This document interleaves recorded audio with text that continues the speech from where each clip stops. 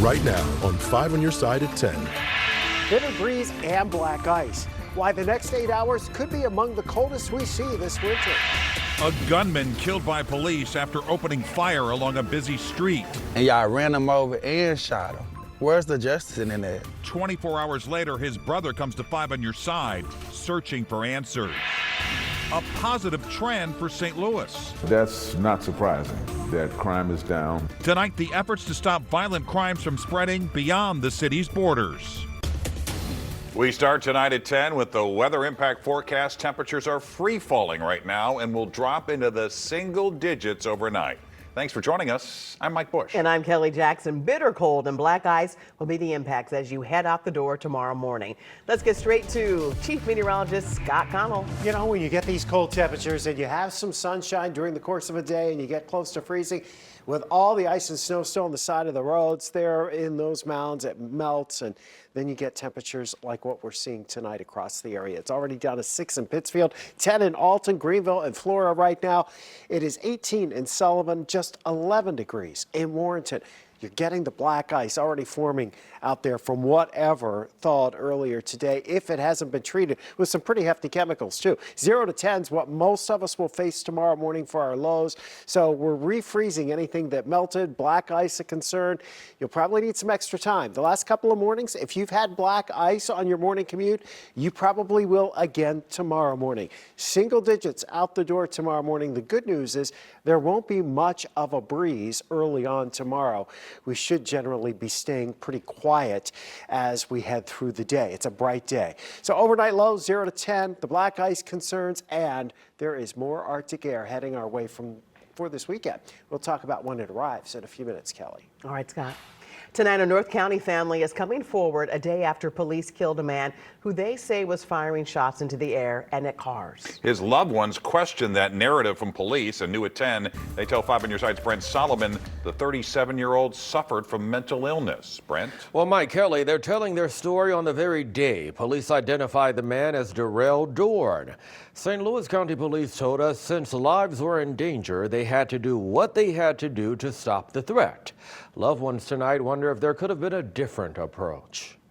Maybe tase him, maybe, see if we can talk to him irrational or something like that, a different tactic, A day after learning his older brother died at the hands of police, Deron Brown is mourning. But I did see the police. Sorry. He's trying to be strong, but he has questions. It all started Monday morning. Police say 37-year-old Darrell Dorn was shooting at cars along West Florissant and Country Club Hills. Officers say he fired a shot at them and ran. That's what they're saying. He fired. But police say they fired back before another officer hit him with his cruiser. Dorn died at the hospital. This isn't the first time something like that has happened. When someone is firing shots and we are able to use whatever means necessary to stop that action. Sergeant Tracy Panis is the spokesperson for county police. If he's firing off shots and he's creating a threat, obviously here there's a store right there and our officers are on scene. We don't want anyone struck, so we are going to take whatever means necessary to stop that from happening. He dealt with mental illness all his life. He was bipolar and schizophrenic. You didn't know he had any illness or anything. Y'all didn't ask or anything, Y'all just killed him dead, shot him and ran him over. Where's the justice? There's no justice here. Brown's mother also wanted to speak with us tonight, but she was just too distraught to do it. The 37-year-old worked at a local fast food restaurant. He leaves behind a son. Police say they're continuing to investigate the circumstances. New details tonight in a deadly stabbing involving co-workers at the Amazon warehouse in Berkeley. Prosecutors have now charged Patrick Thrower for the murder of Kenneth Anderson Lane. Investigators say Thrower stabbed the victim in the chest during a fight outside the warehouse Sunday night. According to court documents, Thrower admitted to having the knife used in the killing. He's being held without bond tonight. Tonight, a man is behind bars accused of shooting 12 people at a Metro East nightclub. Delvarian Harris was arrested today on multiple aggravated battery charges. He's also charged with possession of a weapon by a felon. The shooting, back in November, happened outside Newt's Lounge in Venice, Illinois, according to the police report obtained by 5 on Your Side through the Freedom of Information Act. The gunfire broke out after 2 fights started inside the club. All of the victims survived the shooting. According to its latest crime report, violent crime continues to go down in the city of St. Louis. It's a trend the mayor, police chief, and circuit attorney were proud to announce hours ago. 5 on your side's Robert Townsend has new reaction tonight from a longtime community member who says the region's fight against crime is far from over. Police say Monday morning a 15-year-old boy was shot and killed on Nebraska Avenue in South St. Louis. 5 on your side has learned the victim was a 10th grader at Roosevelt High School. Despite heartbreaking headlines like these, city officials say statistics show violent crime in St. Louis is trending down. We really cannot celebrate this victory because there are far too many victims. That's not surprising that crime is down because we're doing a lot of things right now. We saw decreases in murder, sexual assault, robbery. Mayor Tashara Jones and Police Chief Robert Tracy promoted a safer city during a news conference Tuesday. They say crime stats showed declines in homicides, assaults, and car thefts. Shootings and burglaries rose slightly. The city is also becoming more transparent in reporting such violence through a crime mapping tool. So we've been using this to see how we deploy our troops, where we make sure that they're at. James Clark says several groups, including the Urban League's urban specialists, gun violence mediators, and the city's Office of Violence Prevention, have all helped reduce crime in St. Louis. And while the crime pendulum is swinging in the right direction in the city of St. Louis, community leaders all agree there's still much more work to do. There are 15 neighborhoods in the city that's crying out for neighborhood engagement. There are 12 neighborhoods in St. Louis County that needs strong neighborhood engagement and resource delivery, and there are 9 neighborhoods over in East St. Louis. If we can attack those neighborhoods simultaneously, scaling what we know works up, we can become an example for other metropolitan areas. Robert Townsend, 5 on your side. You can find the city's annual crime report on KSDK.com under the As Seen on TV section. The former St. Louis police officer who shot and killed a fellow officer during an on-duty game of Russian roulette is out of prison. Tonight, 5 on your side learned Nathaniel Hendren was paroled back in October after serving less than 4 years of a 7-year prison sentence. He pleaded guilty in 2020 to involuntary manslaughter in the shooting death of 24-year-old Caitlin Alex. 5 on your side has also learned a wrongful death lawsuit filed by Alex's mother has been dismissed due to Hendren's bankruptcy filing. Just hours ago, more turmoil for leadership at St. Louis Public Schools. Board member Sadie Weiss announced her resignation at tonight's school board meeting, citing disrespect and unprofessional behavior from fellow board members. She says it wasn't an easy decision.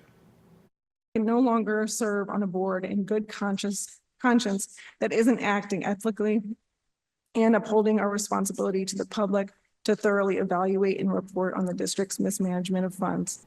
Weiss left the meeting after reading her resignation letter. She was elected to a 4-year term in April 2023.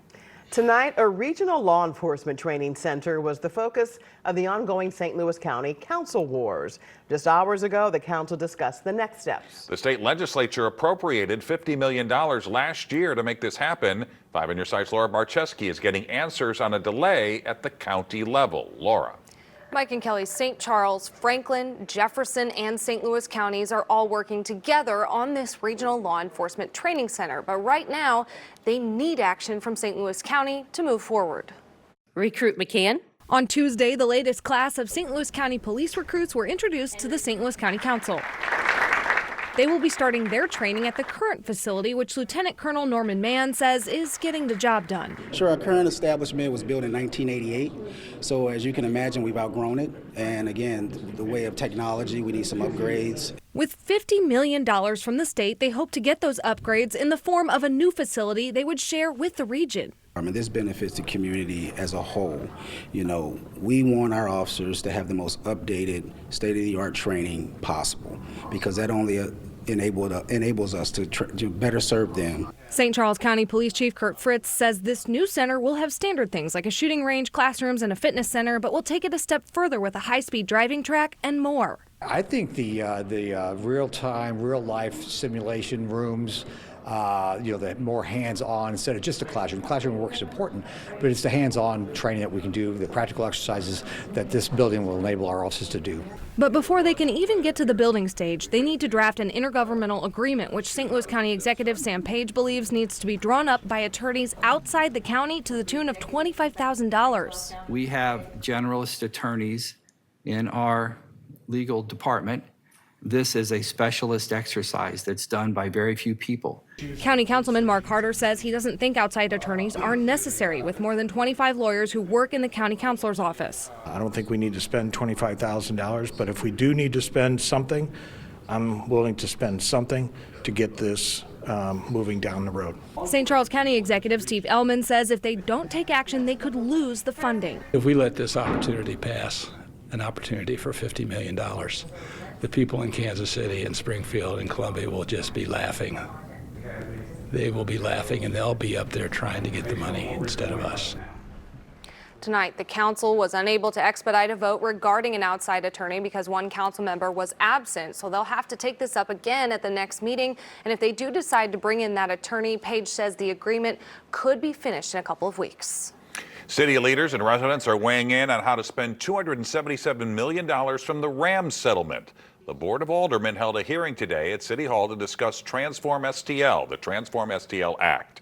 The largest chunk of the money would go toward fixing infrastructure like roads, water pipes, and buildings. Money would also go toward affordable housing, redeveloping vacant properties, and down payment assistance. If you couldn't make today's meeting, more public comment will be heard tomorrow night at 5 at City Hall. The Saints are marching back into St. Louis. The Church of God in Christ is bringing its Holy Convocation back to town starting next year. The largest annual event for the church draws tens of thousands of visitors from around the world. St. Louis hosted the event for almost 10 years until the pandemic. Since then, the church has been holding the convention in its hometown of Memphis. Tomorrow, Explore St. Louis is expected to officially announce the Holy Convocation's return to America Center. The 3-year deal, beginning in 2026, is expected to bring more than $250 million in economic impact to the city. Lights out in L.A. as wildfires find new fuel. They have never seen destruction like this. Tonight, the new dire warnings for those in the path of the flames. A blizzard buster. Do people use the word blizzard too loosely? They do. Tonight, our Verified team melts away notions about St. Louis's past winter wallops. No big winter storms in our sight tonight, but the Polar Express is loading up again, this time from Siberia. How long it takes that air to get here and what it means for MLK Day in St. Louis. Dire new wildfire warnings tonight in Southern California as fire-fueling winds race across the scorched landscape. This hour, 90,000 homes in the Los Angeles area are in the dark. The power's been shut off to prevent the lines from sparking new fires. Many residents are prepared to flee at a moment's notice. We've been monitoring the fires and on CAL FIRE map and also looking out over the horizon to see if we can see any smoke. Fires have already destroyed or damaged thousands of homes and buildings. At least 25 people have died. A major endorsement tonight for President-elect Donald Trump's nominee for Secretary of Defense, just hours after taking the hot seat in his confirmation hearing. Republican Senator Joni Ernst of Iowa says she will vote for former Fox News host Peter Hegseth. The military veteran and sexual assault survivor had shown skepticism about his ability to lead the Pentagon. Today, Democrats grilled him on allegations of sexual misconduct, drinking, and his objection to women in combat. Senator Tammy Duckworth of Illinois challenged him on his knowledge of our allies. How many nations are in ASEAN, by the way? I couldn't tell you the exact amount of nations in that, not but I even know we have bothered to allies do- in South Korea and Japan and in AUKUS with Australia and trying to work on submarines with them. Mr. and data Hegseth, transfers none with of those them. countries We are have in allies ASEAN. across. None of those 3 countries that you've mentioned are in ASEAN. Hegseth got a warmer welcome from Republicans, including Senator Eric Schmidt of Missouri. You are a breath of fresh air. And again, if you weren't paying attention to what this election was all about, it was about the disruptors versus the establishment. And the American people have had enough of business as usual for the same people that we line up for these same jobs who give us the same results. Hegseth needs a majority of Republican senators to push through his nomination. Last week's whopper of a snowstorm in St. Louis led to several references about the blizzards of 82 and 79. Both infamous storms are etched in the memories of many St. Louisans. Tonight, Ann Allred verifies how many blizzards we've actually been through. Let's take a look at some vintage video. January 1979, snow and ice paralyzed the St. Louis area. Here's January 1982. A two-day snowstorm left the area with 14 inches of snow. But is it true there's never been a blizzard in St. Louis? Let's verify. Our sources, Matt Beitcher, lead meteorologist for the National Weather Service St. Louis, and Jim Castillo, 5 on your side meteorologist. Was the blizzard of 82 a blizzard? It was not. Was the blizzard of 79 a blizzard? It was not. Do people use the word blizzard too loosely? They do. They don't understand the strict criteria that we have for blizzard conditions. To obtain blizzard status, the storm must have winds of at least 35 miles per hour, visibility of a quarter mile or less, and those conditions must persist for at least 3 hours. Yeah, it's a really high bar to get all three of those conditions together at once. A high bar we never reached. We have never seen a blizzard in St. Louis City, St. Louis County, or St. Charles County within our period of record, which goes back to the 1870s. The surrounding counties, like St. Francis County, Jefferson County, get into Monroe County, St. Clair County. What about those areas? Those areas we don't have long enough of a record, truthfully. I can't say for certain. We can verify, yes, it's true. There has never been a blizzard in St. Louis City County and St. Charles County. As for the rest of the surrounding counties in the metro, our experts say records don't go back far enough to verify if there's ever been a bona fide blizzard. I'm Ann Allred, 5 on your side. No blizzard, but a deep freeze. Chief meteorologist Scott Connell's Can we here. say that, Scott? Yeah, you can say deep freeze for sure. Yeah. Good. The only blizzard you're going to get anytime soon is from Dairy Queen. Let's just, I mean, that's. She likes the Oreo blizzard. Okay. Oreo blizzard, I like yes. that too. Cookies and cream, and the cookie dough, and anything with chocolate in it. Absolutely. Add some hot fudge, because boy, is it cold. Here's a look out into St. Charles right now. We still have snow on the ground for sure. We can't get rid of it that fast because it hasn't been warm enough. But during the day, even though we didn't officially get back to freezing today, you see all the piles of snow there at Edwardsville. While the roads are in generally good shape, during the day we tend to have some melting. And anything that has melted that doesn't have treatment on it tonight, look at Edwardsville. You're already down to 9 degrees. It's 16 in Forest Park, 12 in O'Fallon, 14 at Lake St. Louis, 16 down in Arl right now. So you get that glaze of ice and refreeze, and that could be on your sidewalk, on your driveway, the deck, and also, especially on some of those exit ramps and entrance ramps to the interstate as the water's draining off and then it refreezes. So if you've encountered that the last couple of mornings on your morning commute, most likely you will again tomorrow morning. It is cooling off quickly tonight, down to 16 degrees in St. Louis. Air's very dry too. The dew point just 1. 31 was our high, 15 the low. We think temperatures will drop just below 0 to the north of St. Louis tonight. The deeper snowpack around the metro area, mainly clear skies and those winds slackening, allowing those temperatures to drop off. The good news is we do have sunshine tomorrow. We're back around that 30-degree mark. And yes, they are making more snow out at Hidden Valley tonight, but that's the only snow you'll see in our area anytime soon. We go over to Siberia, looking at the temperatures in northern Siberia right now. That's where our air is coming from. It arrives here Sunday into Monday. So right now it's over Siberia. It's coming across the North Pole. And over the weekend, it comes through Canada and down into St. Louis. Today, we've watched as that front slid through, reinforcing the cool air, a little snow farther to the south. As we go into the weekend, here's the deal. That front slides in. We get some rain showers Friday afternoon, Friday evening.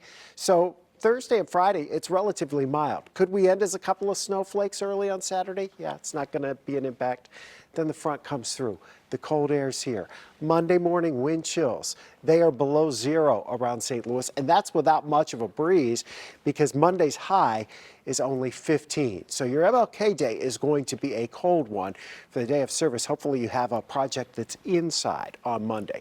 31 degrees for tomorrow. After our cold start, we have a pretty bright afternoon. At those temperatures, again, even though it's just below freezing, we'll still be able to melt some of that snow. We'll do more melting on Thursday and especially on Friday. Hopefully we can get most of the snow off the ground heading into the weekend. That'd be nice. Because if we don't, the next batch of Arctic air, if there's still snow on the ground, we may have to lower the temperatures at night even more. Yeah, and that's more black ice issues. Yes. Yeah. All right, Scott, thanks. Frank is here with sports. Mike, everybody was in action tonight. Blues, Bills, Illinois, and Mizzou. Plus, the Mizzou football program did it again in the portal. Stick around, please. This 5 on Your Side Sports Report is sponsored by Onder Law Injury Attorneys. You could detect it in the coach today. Jim Montgomery realized that when you're playing the team ahead of you in the standings, the Flames, you have to hold serve at home. Did the Blues do that? Let's head to Enterprise. Less than a minute into the game, and this is not Alexander Ovechkin, but Colton Parayko. That is one incredible shot, and it was Parayko's 9th goal of the season. His career high is 10, Blues up 1-0. The Flames will tie it in the third. Kevin Bowe will beat Jordan Binnington with a pretty good shot of his own. Midway third, the fourth line does it. Tyler Tucker with the shot. Radek Faksa with a marvelous deflection, and the Blues go on to a 2-1 victory. I thought guys sacrificed, and I thought our sticks defensively were good all night. On the penalty kill, 5-on-5 in the D zone. And I just like the way we were able to win a 2-1 game, a low-scoring game, because we had to play hard. There are two questions regarding SLU basketball. Can they develop a bench in the middle of the season with injuries and defections? And if they don't, can they win with 5 players? Tonight, VCU's bench outscored SLU's bench 26-2, and they coasted. Philip Russell from Vashon, fourth school, drains the 3 for the Rams. Speaking of threes, Isaiah Swope falling out of bounds. Look at that. End of the half, Robbie Avila. They say when you get a bounce like that, it means you went to church. SLU down 5 at the break. Here's why people consider Avila the best passing big man in the country. Look at that dish coming up right here to Kalu Anya.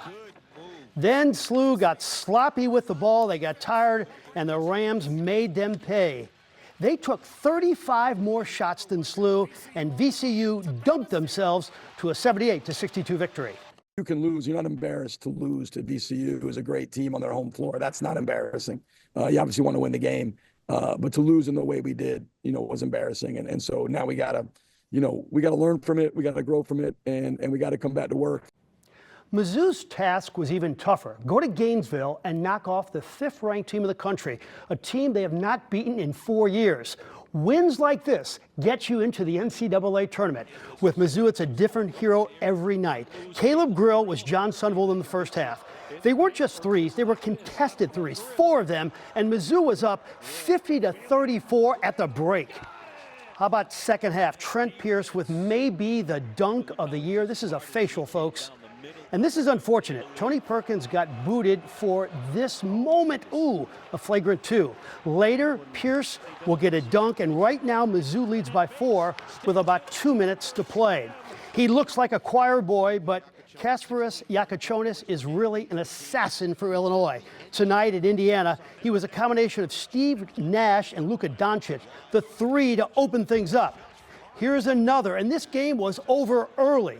Illinois could not miss in the first half. Kylan Boswell with a 3. How about the 7-footer? Ivicic. Holy cow. And Yakachonis is Roberta Flack, killing you softly with his song. Got ugly late, though, underneath the basket. Illinois rocks Indiana, 94-69. The Mizzou football magic in the portal continues. Damon Wilson has committed to the Tigers. He's a 6'4", 250-pound edge rusher from Georgia. Ranked as a top 5 player in the portal. He had 3 sacks last season. He made 2 visits, Mizzou and Ohio State, and he chose the Tigers tonight. City SC is losing a good player. Northkey Thorson is being loaned to a Dutch team. Thorson had 5 goals in 44 appearances. The loan opens up a spot on the international roster for City SC. And the most fascinating potential NFL marriage would be Deion Sanders becoming the next head coach of the Dallas Cowboys. The 2 parties spoke last night. No official interview. Deion is a good college coach, 21 games over 500. He maintains he loves coaching in Colorado, but the thought of coaching his boys in the NFL may be real fun. All right, Frank, thanks. A wild sighting in a supermarket. The unwanted customer looking for love in all the wrong places. Check your basements and attics for hidden treasures. PBS is bringing its popular Antiques Roadshow to St. Louis. Filming will take place May 13th. No word on the venue, but tickets are now on sale. And we have a link in the As Seen on TV section at KSDK.com. Pandemonium in produce at a Chicago Aldi store. A coyote was found hiding behind products in a cooler. Wildlife officials were able to safely remove the animal. They say this guy may have been looking for love. January through March is mating season when coyotes are especially active. Or he may have been looking for Aldi's low prices. That's true. That's true. Could be. And there you have it. 5 on your side at 10. We're always streaming on 5+. Be sure to start your day with Today in St. Louis at 4 a.m. Have a great tomorrow.